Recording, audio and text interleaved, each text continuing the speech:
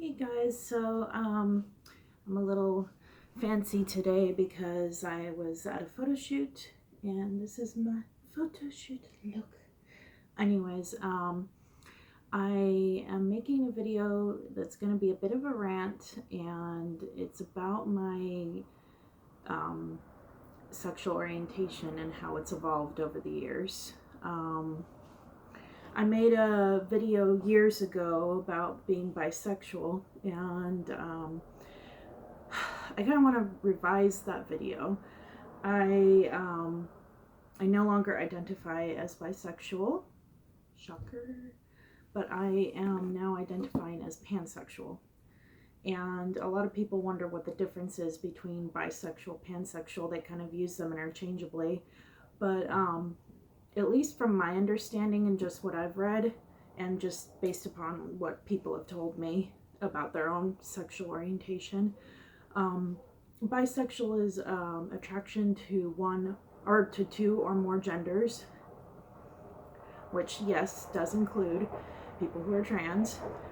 And pansexuality is basically attraction regardless of gender. So, attraction to all genders. So, basically, being bisexual, you could be attracted to two genders, you could be attracted to multiple genders, but it's kind of a little more rigid. And in my understanding, pansexuality is a lot more fluid. It's a lot more about just being attracted to that person or people. If you are choosing to have poly relationships, then it would be different people that you are having sex with or seeing.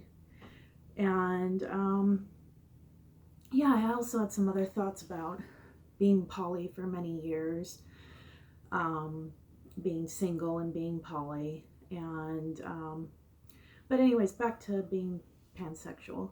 Why I identify as this now.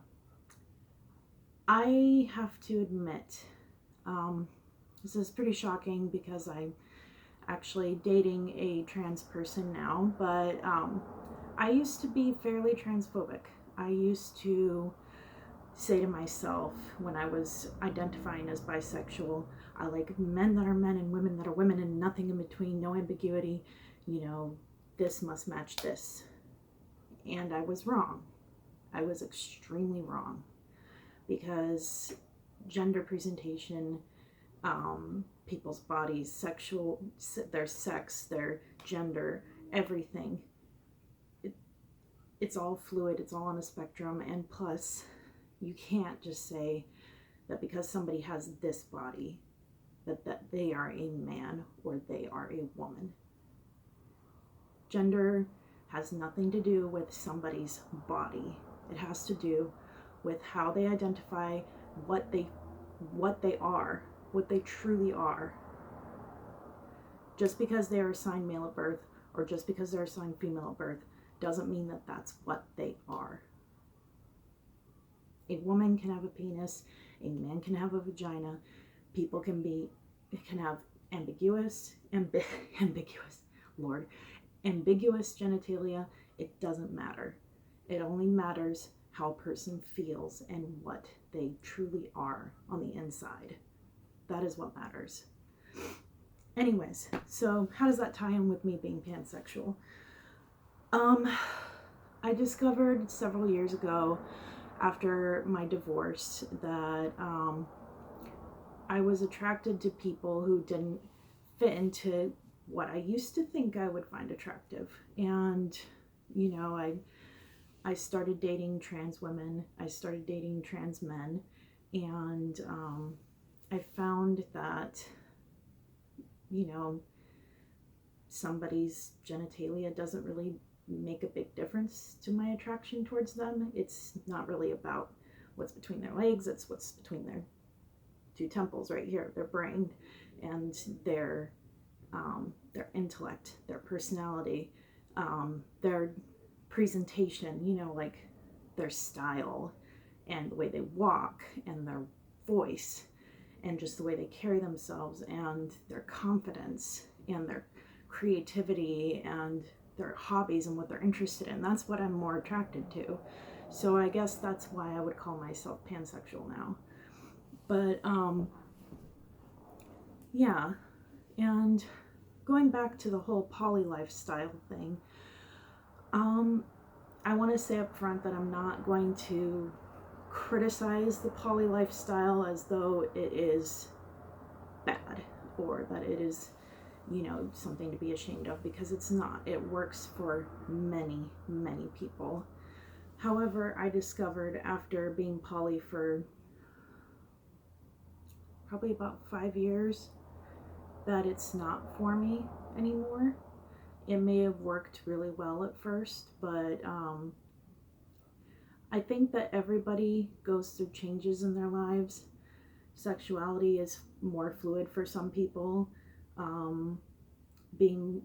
Going from being monogamous to poly to being monogamous again can happen for some people. That's the way it happened for me. I found that, being fairly promiscuous wasn't really serving me anything. It wasn't really getting me better orgasms, more orgasms. It wasn't making me happier. It wasn't getting me better relationships. So just for me, for myself, not slut shaming anyone, but just for myself, I found that I craved a one-on-one connection with somebody. And, when I met my partner, Dove, I was really scared at first because even though I identified as pansexual, and I still do, I was much more used to cis male relationships and cis male affection and attention. And I felt like a Disney princess complex. Like I needed a man. I needed my prince to complete me. And it took a leap of faith in dating Dove, who is a trans woman and a woman, more than anything else. And it was very frightening to fall in love with a woman and to acknowledge that I don't need a man to be complete. I don't need a man to live my best life. I don't need a man.